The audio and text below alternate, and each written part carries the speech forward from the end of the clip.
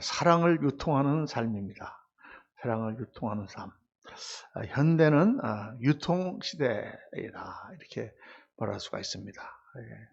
가수가 유명한 가수가 되고 뜨려면 옛날에는 노래만 잘하면 됐어요. 노래만 잘하면 그건 가수다 이랬는데, 지금은 노래만 잘해서는 절대 유명한 가수가 될 수 없답니다. 노래뿐만 아니라 뭐가 받쳐줘야 되느냐? 비주얼이 받쳐줘야 된다는 거죠. 얼굴도 괜찮아야 되고, 또 춤도 잘 춰야 되고, 이런 여러 가지 몸매라든가 이런 것들이 받쳐줘야. 요즘에는 보는 시대니까, 다 TV로 보니까. 그런데 그렇게 아무리 노래도 잘하고 비주얼이 받쳐줘도 이 한 가지가 없으면 절대 유명한 가수가 될 수 없다고 합니다. 그게 뭐냐? 바로 마케팅이라는 거죠. 마케팅.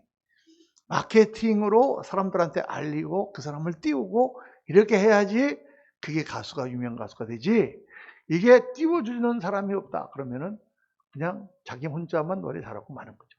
시대가 그런 시대가 되었습니다. 그래서 현대를 유통시대라. 아무리 좋은 물건을 만들어도 팔로가 없으면 그 좋은 물건이 결국은 회사가 망하고 맙니다. 국가의 경제도 어떻습니까? 모든 재화가 유통이 돼야만 경기가 활성화되고 풀리고 돈이 돌아야 잘 살게 되죠. 반대로 모든 사람들이 돈을 꽉꽉 다 쥐고 있다 그러면 경기가 막혀서 이게 공황 같은 그런 상황이 일어납니다. 불황이 일어나죠. 인생 자체가 유통이에요. 우리 몸도 혈액 또는 호르몬, 임파선 이런 것들이 잘 유통될 때 건강하고 활기가 있어집니다. 당뇨 같은 게 왜 나쁘냐? 피가 끈적끈적해진다는 거예요. 그러니까 피가 잘 통하지 않습니다. 실핏줄 같은 데로 피가 잘 통하지 않으니까 끄트머리부터 문제가 생기는 거죠. 그래서 모든 것이 유통될 때 건강하고 활기가 있고, 뭔가 막히면 건강이 나빠지는 것입니다. 그런 것처럼 세상 만물이 다 유통이 돼야 되는 것처럼 신앙의 삶도 유통이 돼야 됩니다. 우리가 받은 은혜와 하나님이 받은 사랑을, 그거를 나만 갖고 있는 것이 아니라 그거를 다른 사람들에게 전해주고 또 사랑을 통하여 그것들을 나누어 줄 때 그 계속 하나님께서 모으시는 사랑과 그 축복이 더해진다는 거죠. 그렇지 않으면은 그것이 자기중심적인 신앙이 되어버리고 맙니다. 자기에서 막혀버리면은 자기중심적인 신앙이 되고, 그것이 결국 어떻게 되느냐? 썩어요. 샘물이 맑은 시냇물이 흘러내립니다. 그런데 그 물이 고여있으면 어떻게 됩니까? 아무리 좋은 시냇물이 흘러내려와도 고여있으면 썩어요. 그런데 그것이 자꾸 사람들이 퍼마시고 그것이 흘러가면 자꾸 새로운 샘물이 거기를 채워져서 항상 그 물은 맑게 되는 거죠. 신앙도 꼭 그와 같습니다. 그래서 오늘 말씀 제목이 사랑을 유통하는 삶, 이렇게 제목을 붙였습니다. 여러분, 신앙의 궁극적인 목적은 뭐냐? 사랑입니다. 사랑. 우리가 예수님을 믿는다. 이제 우리 교회에서 가장 강조하는 게 믿음이잖아요.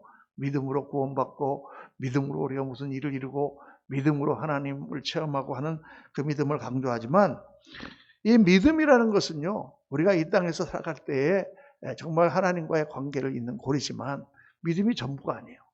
믿음이 뿌리라면, 믿음이 줄기라면 그 위에 나오는 열매, 꽃, 이거는 사랑이에요.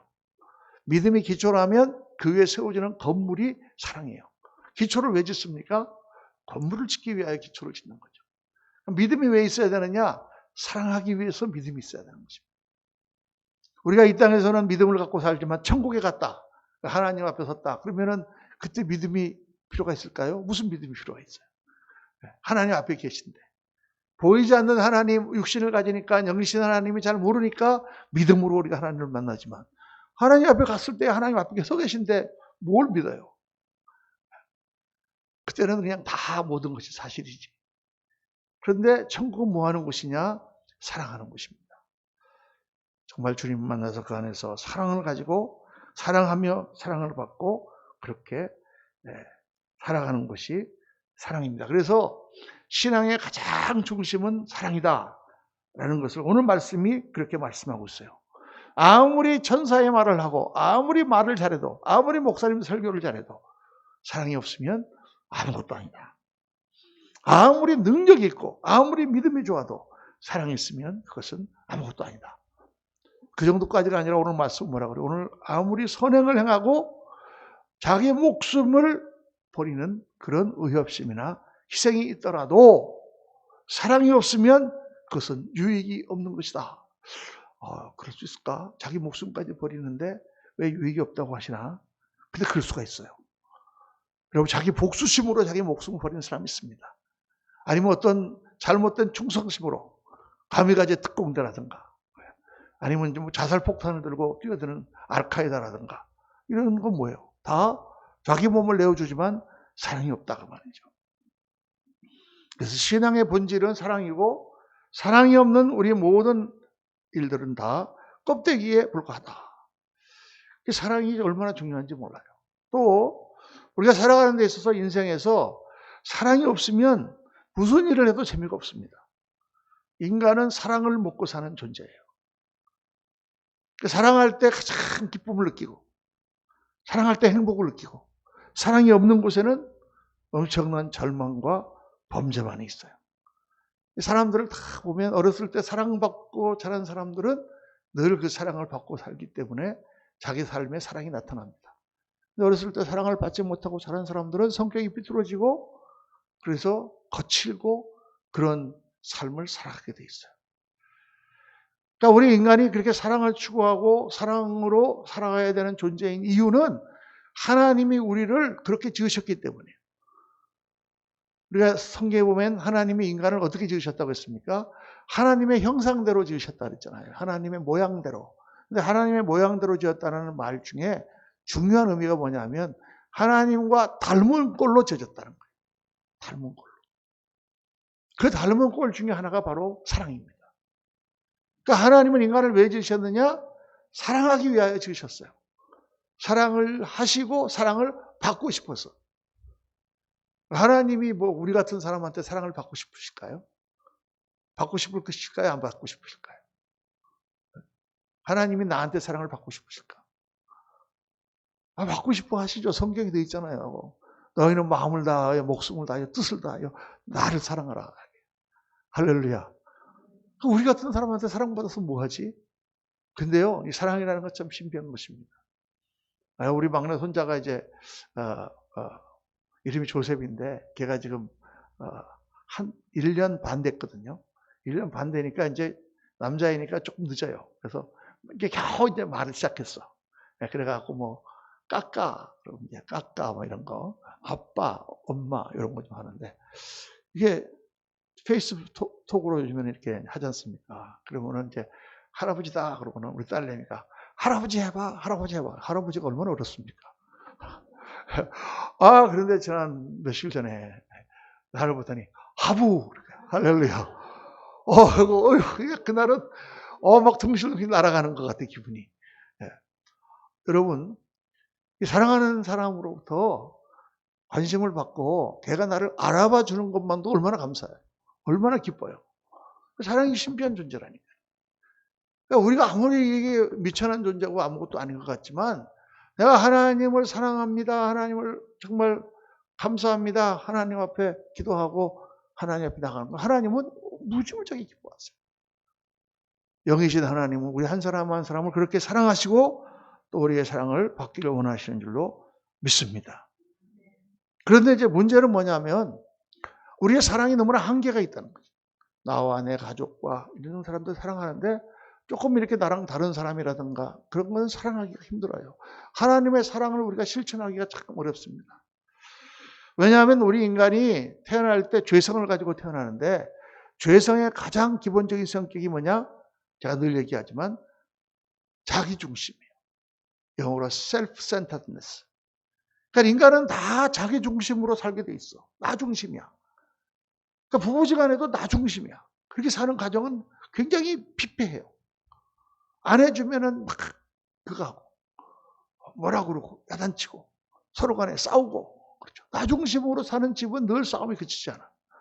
그런데 주님 말씀하신 대로 상대방 위주로 생각하고 사는 집은 늘 행복합니다.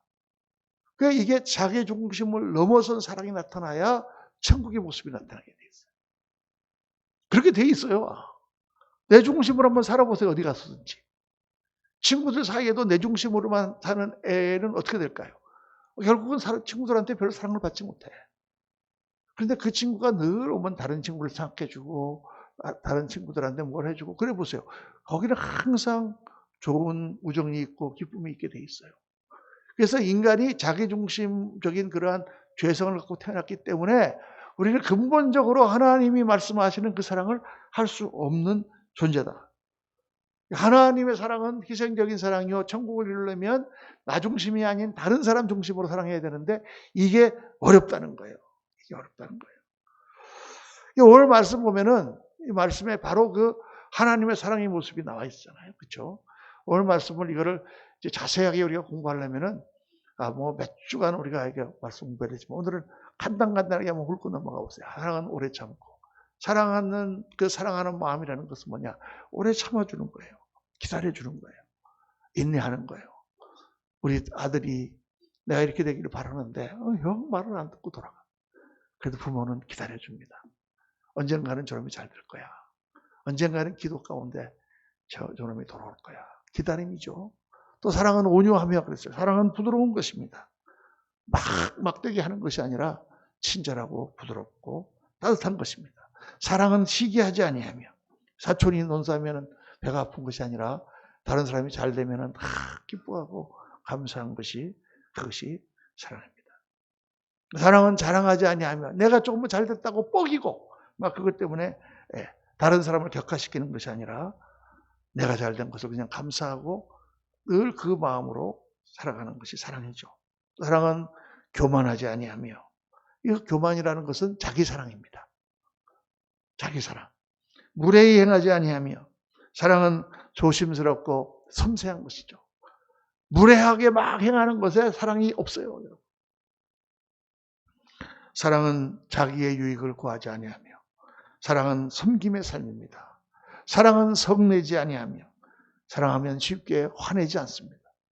사랑하는 마음 있는 사람은 누가 뭐라 그래도 그러지 마. 펄펄 화를 내는 것은 사랑이 아니다. 말씀하세요. 사랑은 악한 것을 생각하지 아니하며 사랑은 나쁜 것도 좋게 보는 능력이 사랑 안에 있습니다. 진리와 함께 기뻐하며 사랑은 진실을 말하고 또 사랑하면 진실한 것만 서로 간에 거짓된 것을 그렇게 거짓을 용납하지 않습니다. 또 모든 것을 참으며 사랑은 덮어주는 것이에요. 참는다는 것은 덮어주는 것입니다. 그 사람이 잘못하고 부족하고 삐뚤어져도 참고 덮어줄 수 있는 것이죠. 모든 것을 믿으며 사랑은 속아줄지언정 믿어줍니다. 속습니다. 그러나 계속 믿어주는 거죠. 그러다 보면 참 마음이 통하게 되는 것입니다. 모든 것을 바라며 사랑은 꿈꾸는 것이며 소망을 갖는 것입니다. 모든 것을 견디느니라. 사랑은 끝까지 참고 견디는 것이다. 참 얼마나 아름답습니까? 우리가 이런 마음을 가지고 사람을 대하거나 우리가 자녀를 대하거나 우리 남편과 아내를 서로 대하거나 우리 형제들을 대하거나 그럴 때 그 가운데 천국의 아름다운 모습이 꽃피게 되고 이 말씀을 묵상하면 묵상할수록 우리 마음이 부드러워지고 사랑으로 물드는 거예요. 그러니까 이게 이 많은 것을 한꺼번에 다 우리가 어떻게 하겠습니까? 그런데 이 중에 한 개라도 매일같이 한 개씩 내가 오늘 아침에 묵상하면서 그래, 사랑은 오래 참는 거야. 사랑은 오래 참는 거야. 한번 그것만 하루 종일 한번 내 마음에 묵상한다는 것은 뭐냐면 되씹는 거예요. 묵상한다는 것은 그냥 한번 귀로 듣고 싹 지나가는 것이 아니에요. 하나님의 말씀을 그렇게 갖고는 나의 삶에 임팩트, 어떤 변화를 주지 못해요. 근데 그 말씀이 내 안에 들어와서 되씹어지고 그것이 내 마음에 새겨지고 내 생각에 새겨지고 내 습관을 변화시킬 때 변화의 역사가 나타나기 시작하는 거잖아요. 그렇죠? 그냥 오래 참고 하나만 갖고도 그래 내가 오늘 오래 참아봐야지. 나를 만나는 사람들하고 오래 참아봐야지. 그리고 이제 하루 종일 오래 참고를 묵상하고 나면 하루 종일 그래도 굉장히 그런 하나님의 품성이 나에게 젖혀져 있는 것을 발견합니다. 이 말씀을 계속 우리가 묵상하고 이 말씀을 듣고 이 말씀을 생각하면 할수록 나는 그러한 성품으로 변해가는 거죠. 변해가는 거죠. 그런데 이게 문제는 이게 잘 안 된다는 거죠. 잘 안 된다는 것입니다. 그 이제 저도 목회를 하니까 목사님 아닙니까? 그러니까 목사님이면 이 모든 것을 다 해야 되는데, 이게 안 그럴 때가, 목사도 인간인지라 하다 보면은 딱 뭐가 깨졌단 말이에요. 그러면은 절망감이 옵니다. 자기가 옵니다. 이게 나는 이렇게 목사가 돼가지고 이런 것도 못하나? 내가 이렇게 왜 참지를 못하나? 사랑을 온유하다 그랬는데 나는 왜 이렇게 벌컥벌컥 화를 내나? 사랑은 교만하지 않는다 그랬는데 나는 왜 교만한가? 자꾸 그런 생각이 들잖아요. 그러니까 절망감이 든단 말이에요. 그러니까 하나님의 말씀이 어려운 것은 그 말씀을 따라서 지키는 것이 힘들어요. 힘들 뿐만 아니라 잘 안 돼. 그러니까 이건 안 되는구나. 그러니까 더 좌절하고 오히려 더 하나님 말씀이 나와 거리가 멀어서 아예 포기해버릴 수 있는 그런 상황이 되기 쉽다. 그런데 여기서 중요한 한 가지를 제가 여러분들에게 말씀드리겠습니다. 그건 뭐냐? 하나님께서 이런 말씀을 우리에게 주실 때는 하나님은 어떤 믿음을 갖고 계시느냐? 우리가 저렇게 될 수 있다라는 믿음을 가지고 저 말씀을 주신다는 거예요. 믿습니까? 이게 중요한 거예요. 하나님이 이게 되지도 않는 말씀을, 허황된 말씀을 우리에게 주실 리가 없어요. 이렇게 우리에게 말씀을 하실 때는 분명히 우리가 이렇게 될 수 있다고 하나님은 믿으시는 거예요. 우리는 못 믿는데, 나는 못 믿는데 하나님은 믿으시는 거예요. 우리가 어린 아이를 갖다가, 애를 갖다가 지금 가르치는데 애가 공부를 안 해. 공부를 못 해. 근데 너는 잘할 수 있어. 너는 할 수 있어. 너 할 수 있다. 내가 볼 때 할 수 있어. 아니, 난 안 돼. 나는 못 해. 엄마 나는 못 해. 그래도 아니야, 너는 할 수 있어. 엄마는 믿는 거예요. 우리 아들은 할 수 있다. 여러분, 그게 얼마나 큰 차이입니까?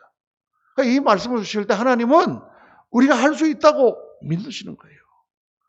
이 모습을 그려봐라. 이 모습을 꿈꿔봐라. 이 모습을 지향해봐라. 그러면 너는 이렇게 될 수 있다. 그 믿음을 우리가 받아서 믿음으로 이 말씀을 봐야 돼요. 내 현재 모습 보지 말고, 하다가 실패하고 하는 모습을 보지 말고, 하나님의 믿음으로 이 말씀을 주셨으니 이 말씀을 내가 계속 묵상하고 이 말씀을 지향하고 이 말씀대로 내가 살려고 노력하다 보면 내가 이런 모습이 되겠구나. 저 여러분이 그 믿음을 가지고 정말 하나님이 원하시는 게 아름다운 모습으로 변화되시기를 예수님 이름으로 축원합니다. 그래서 중요한 것은 이러한 모습이 되기 위해서 이 말씀을 묵상할 뿐만 아니라 훈련을 해야 되는 거예요. 우리 육신이라든가 우리의 습관이라든가 우리의 모든 것이 이 말씀과 반대로 가고 있는 때가 너무나 많잖아요. 그래서 훈련해야 되는데 이것을 다 생각하는 게 아니라 오늘 중요한 세 가지, 가장 기본이 되고 기초가 되는 세 가지를 변화시켜야 된다. 그걸 여러분과 함께 말씀을 나누려고 합니다. 무엇을 훈련해야 우리가 사랑의 사람, 천국을 이루는 사람이 될 수 있을 것인가? 첫 번째가 내 자화상이 변해야 된다는 거예요. 내가 나를 어떻게 생각하는가? 이게 나의 인생을 좌우합니다. 여러분, 이거는 예수를 믿고 나서 제가 참 깨달은 건데 이게 정말 성경에서 말씀하는 굉장히 중요한 거예요. 내가 하나님을 믿지 않습니까? 하나님이 살아계신 믿지 않습니까? 아멘. 예수님 믿지 않습니까? 아멘. 그게 첫 번째 단계예요. 그럼 두 번째 단계는 그 예수님 안에서 나는 뭔가? 나는 누구인가? 나는 어떤 사람인가? 하나님 나를 어떻게 보시는가? 이 자화상이 바뀌어야만 우리 인생이 변화되는 것입니다. 왜냐?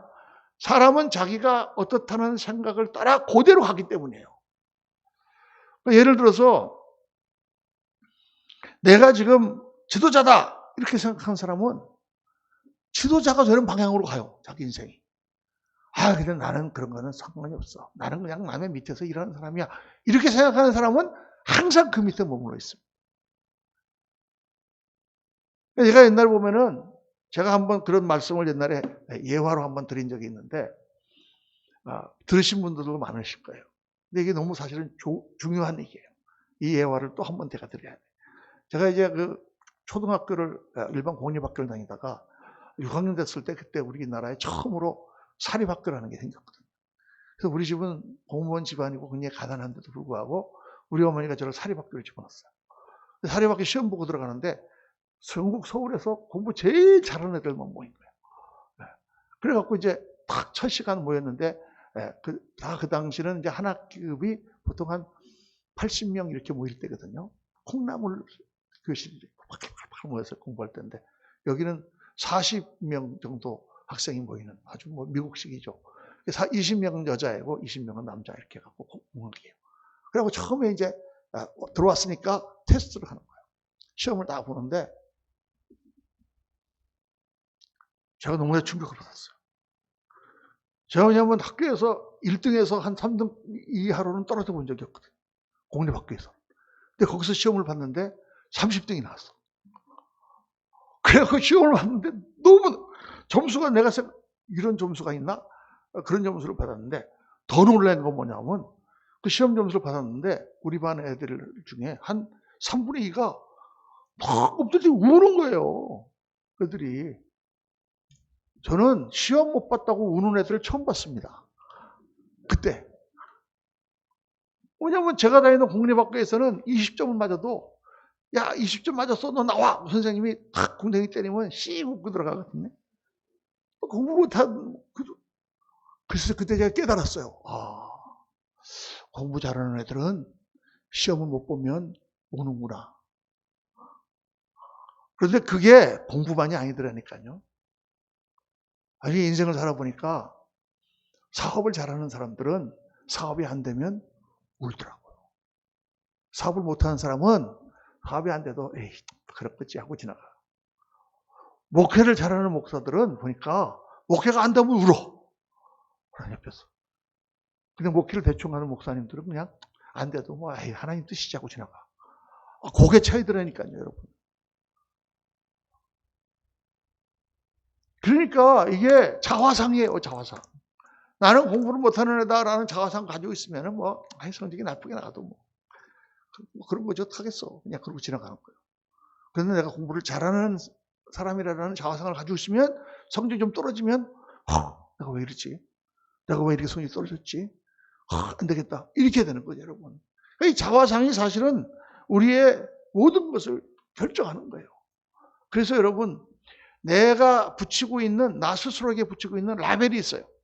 나는 어떤 사람이다. 나는 뭐 똑똑한 사람이다. 나는 뭐한 사람이다. 이걸 떼버려야 돼. 예수님 안에서. 그걸 계속 갖고 있으면 나는 거기 안에 머물러 있는 사람이 돼요.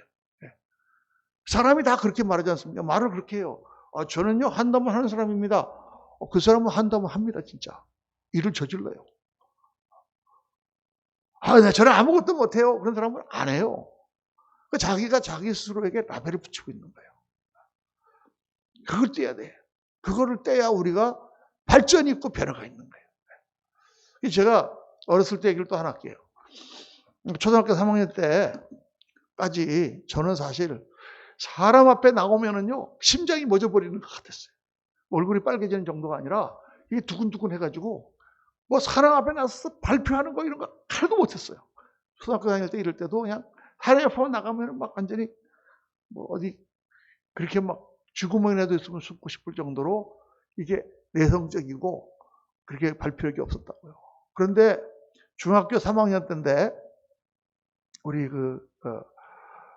이제 학교가 미션 스쿨이었는데 그 학교는 이제 학기가 끝나면 종강 시간 있잖아요. 종강 시간엔 그 홈룸이라고 그래가지고 이제 우리 담임 선생님이 학생들 책상을 쫙 옮겨갖고 동그랗게 만들어 놓고 과자를 사다가 이제 다 거기다 놓고 재미나게 파티를 했어요. 종강 파티를. 파티를 하는데 그때는 뭐 하면 뭐예요? 다 나와서 한 사람씩 노래를 부르는 거예요. 노래를 부르고 나면 그 사람이 다른 사람을 지명을 해. 지명받은 사람이 또 불러야 돼. 요즘도 그러나요? 근데 그때는 그랬단 말이에요. 그런데 나를 아주 괴롭히던 애가 하나 있었는데 걔가 나를 놀려먹으려고 글쎄 자기가 노래를 딱 부르더니 나를 딱 지명하는 거야. 세상에 나는 노래라고는 정말 나가서 부를 수가 없는데 막 가슴이 막 두근두근 막 근데 뭐 그거 하니까 안 할 수가 없는 거예요. 그래갖고 막 이거 완전히 그냥 어떻게 되는 것 같은데 나가가지고 노래를 한 곡 했어요. 여러분 혹시 아실지 모르겠지만 김상희의 경상도 청년이라는 노래를 불렀어요. 그 노래를 딱 부르니까 갑자기 조용해지더라고. 그래갖고 그때 이제 제가 뭐 합창단도 하고 막 그래갖고 노래를 좀 했거든요. 노래를 딱 하고 딱 끝냈는데 갑자기 막 우레와 같은 박수를 하는 거야. 애들이 막 앙콜 난리가 났어. 이게 너무 깜짝 놀랐죠. 그래갖고 내친 김에 앙콜 하니까 또 남진이 부른 애인이라는 두 글자를 또 다 했지. 그때 막 애들이, 막 제가 저렇게 노래를 잘하는 줄 몰랐다. 근데 그때 진짜 놀란 건 뭐냐면, 내가 성격이 변하는 거예요. 그때 사건 이후로 제 성격이 굉장히 외향적이 되고 사람들 앞에 나서게 됐어요. 제가 대학교 들어갔을 때 우리 대학교 축제가 열렸는데 글쎄 2학년 때 제가 사회를 봤잖아요. 유재석이처럼 MC. 그게 보통 일이 아닙니다. 수백 명이 모였는데 거기서 애들 웃기면서 그러다 보니까 목사가 됐잖아요. 사람들 앞에 맨날 말하고 부흥회하고 떨리지가 않아. 이 자화상이 어떻게 변화되느냐에 따라 그 사람의 살아가는 방식이나 그게 다 달라진다. 그래서 여러분, 우리 말씀에 이렇게 돼 있잖아요. 그런즉 누구든지 그리스도 안에 있으면 새로운 피조물이라. 이전 것은 지나갔으니 보라 새 것이 되었다. 주님께서 말씀하신 거예요. 선포하신 거예요. 너는 이제 옛날에 너가 아니다. 너는 더 이상 공부 못하는 애가 아니다. 너는 더 이상 그런 데 빠져 있는 사람이 아니다. 너는 이제 새로운 존재다. 예수 그리스도 안에서 너는 새로운 존재다. 주님이 선포하시는 거예요. 우리는 어떤 경향이 있느냐? 주님이 이렇게 말씀하시는데도 아니에요. 나는 옛사람이에요. 이렇게 자꾸 주장하려고 그런다. 그러지 말고 믿음으로 이 말씀 받아들이고 나는 이제 새로운 존재로구나. 이렇게 내가 선포하고 이렇게 자각하고 이렇게 믿음으로 나갈 때 정말 하나님의 역사가 나타납니다. 그러니까 여러분 이게 왜 중요하냐면 영적 싸움이라니까 이게. 사탄 마귀가 자 이렇게 해가지고 내가 사랑은 오래 참고 쭉 했고 내가 정말 그렇게 됐다. 그렇게 내가 선포를 했는데 그렇게 선포한 대로 쭉 나가면은 잘 되면은 나도 그렇게 믿을 텐데 꼭 가다가 실수를 해. 실패를 한단 말이에요. 넘어져. 그럼 어떤 생각이 들겠습니까? 역시 나는 아니구나. 역시 나는 아니구나. 때 맞춰서 사탄 마귀가 탁 공격합니다. 그래. 그 하나님 말씀이라고 다 되냐? 너는 안 되는 사람이야. 이렇게 아주 공격을 막 하는 거예요. 그때 이겨야 되는 거야. 그 영적 싸움에서. 회개하고 내가 잘못했습니다. 주님. 이렇게 믿고 해야 되는데 제가 부족했습니다. 용서해 주세요. 주님께서는 요한일서 1장 9절 말씀대로 우리가 우리 죄를 자백하면 저는 미쁘시고 의사 우리 죄를 사하시며 모든 불의에서 우리를 깨끗게 하실 것이요. 우리를 용서해 주시죠. 그리고 뭐 해야 돼요? 사탄 마귀를 대적해야 돼요. 사탄아 올라가라. 내가 한번 실수했지만 나는 새 사람이 됐어. 나는 이제 변했어. 나는 더 이상 옛날에 내가 아니야. 그렇게 마귀를 쫓아야 돼. 그 싸움을 이겨야 우리가 새로운 변화의 삶으로 나갈 수가 있습니다. 여러분 굉장히 단순한 원리 같지만 굉장히 중요한 거예요. 우리 신앙생활에 매일같이 일어나는 그러한 내용들입니다. 정말 나는 이제 새로운 존재다. 하나님이 기뻐하시는 정말 하나님이 나를 되기를 원하시는 그러한 존재다. 이렇게 자아성을 바꾸시고 꼭 신앙적인 문제뿐만 아니라 세상적인 문제에서도 그렇게 꿈과 소망을 가지고 나아갈 때 놀라운 역사가 일어나게 될 줄로 믿습니다. 우리 자매 중에 우리 동생네 조카뻘 되는 자매가 하나 있는데 제가 몇 번 만났어요. 참 이렇게 얼굴도 참 예쁘게 생기고 뭐 일도 잘하는 것 같고 한데 영 결혼도 못하고 일이 안 풀리는 거예요. 보니까 자기가 원하는 게 있어요. 그 미국 유학을 가고 싶어 하는 거예요. 근데 보니까 너무 실력이 안 돼. 뭐 토플 같은 거 봐봤냐 그랬더니 너무 실력이 안 돼요. 그래서 이제 여러 가지를 제가 이렇게 코치를 해주고 우리 지나갔습니다. 그런데 또 한 1년 뒤에 전화가 왔어요. 제가 이렇게 해야 되는데 어떻게 필리핀으로 가볼까요? 필리핀에서는 필리핀 가는 거 큰 도움은 안 되는 것 같은데 그랬더니 그래도 갔어요. 갔다가 몇 개월도 못 견디고 다시 돌아왔어요. 그래 뭐 하냐 했더니 이제 학원에서 강사 같은 거 하고 이제 아이들 가르치고 하는 거 하면서 이제 먹고는 사는데 그런데 작년에 또 전화가 왔어요. 목사님 제가 지금 시험을 봤는데 겨우 토플을 조금 봤는데 그 다음에 유학을 하고 싶은데 어디서 학교를 소개해달라고. 그래서 제가 이제 몇 군데를 쭉 얘기해갖고 이렇게 얘기했더니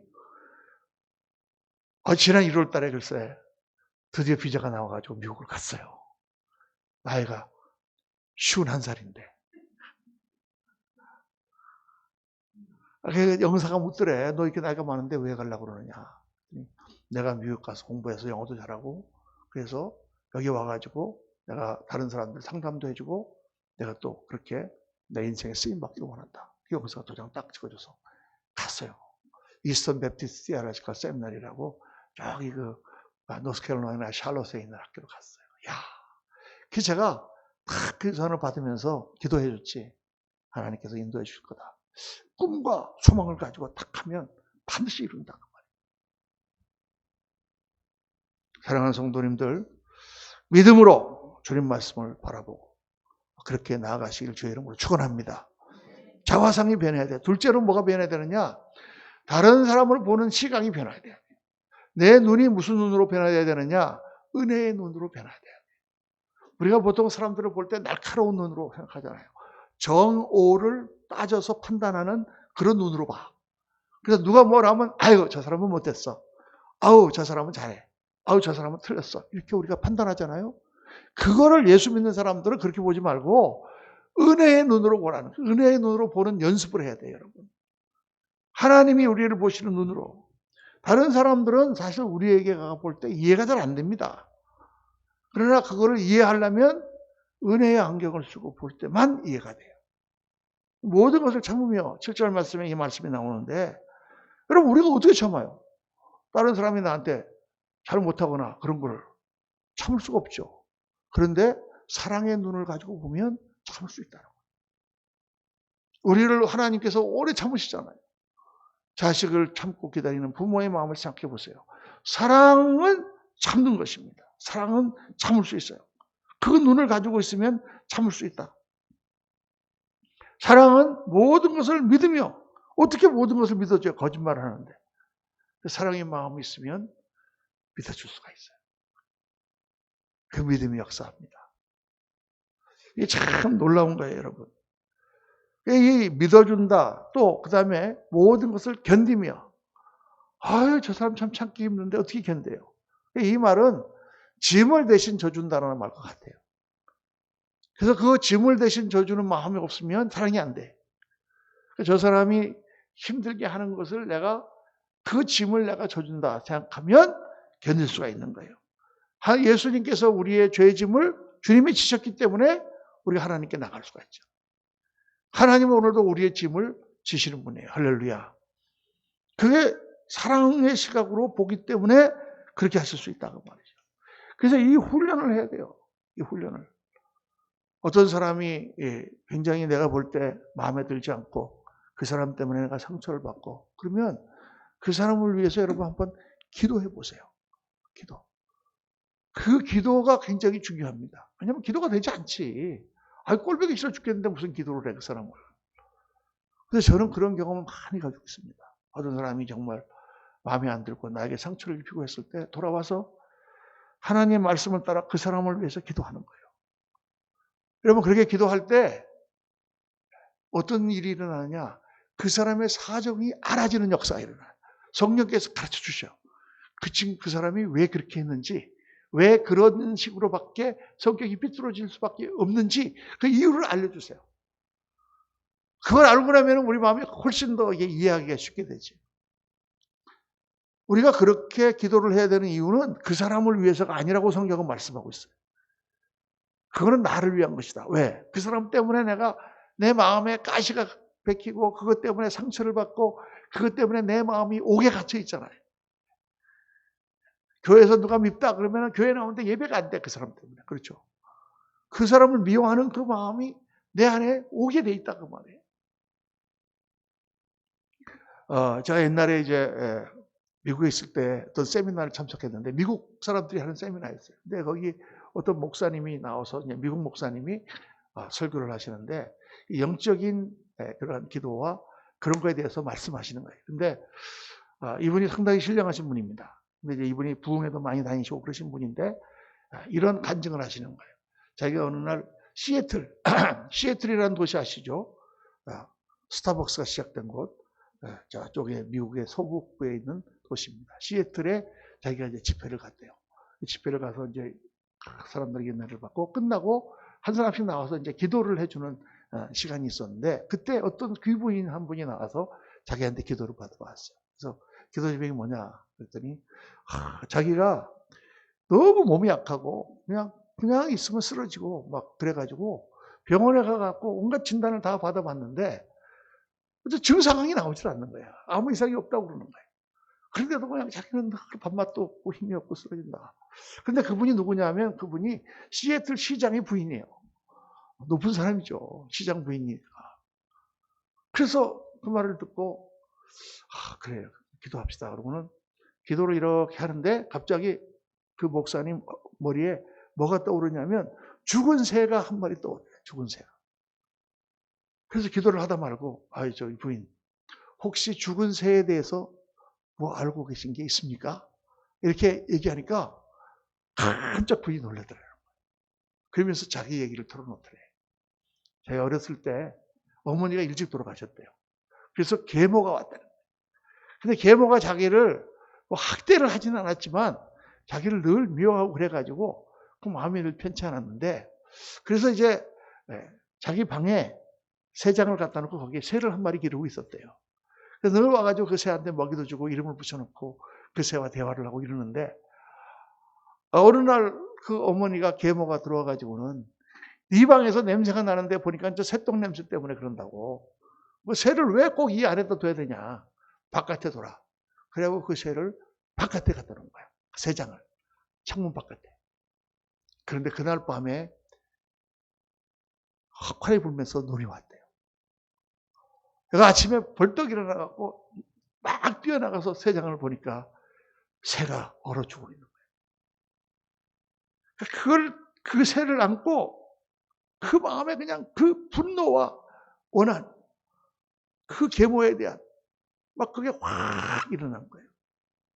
어떡하겠어요? 그게 평생 그 사람을 붙잡는 감옥과 같은 족쇄가 된 거예요. 그래서 그 목사님이 이런 당신이 시장 부인도 되고 그 계모가 그래서 그런 건 아니다. 그 계모는 당신의 마음을 이해하지 못했을 뿐이다. 용서하고 그 마음 풀어라. 그래서 그 부인이 그렇게 울면서 그걸 다 기억하고 그러고 나서 다시 건강해졌다라는 간증을 해주시더라고요. 기도하면 하나님께서 신기한 것을 보여주실 뿐만 아니라 우리 안에 있는 그런 쓴 뿌리 그런 것들을 다 긁어내요. 그럴 때 우리가 정말 건강해지는 거예요. 우리가 자랄 때 어렸을 때 뭐 여러 가지 많은 일로 인해서 우리도 알지 못하는 나도 인식하지 못하는 그런 것들이 우리 안에 있다는 것입니다. 그런 것들을 해결할 때 정말 우리가 자유함을 입고 하나님 앞에 말씀하신 대로의 모습으로 변화되어 갈 수 있는 줄로 믿습니다. 그래서 이 훈련 이거는 그냥 이렇게 그냥 말씀 한번 듣고 그래야지로 끝날 수가 있는 게 아니에요. 왜냐하면 우리가 늘 그렇게 72비를 따지고 정오로 판단하는 눈을 습관적으로 가지고 있기 때문에 그래서 많이 기도하고 기도할 때마다 또 회개하고 다시 기도하고 하면서 우리의 눈을 높이 올려서 정말 하나님의 눈으로 볼 수 있는 은혜의 눈으로 볼 수 있는 넓이 넓게 볼 수 있는 그런 거를 계속 연습하고 훈련할 때 우리가 변화되고 용납하고 그렇게 될 수 있는 그런 길로 나아가게 될 줄 믿습니다.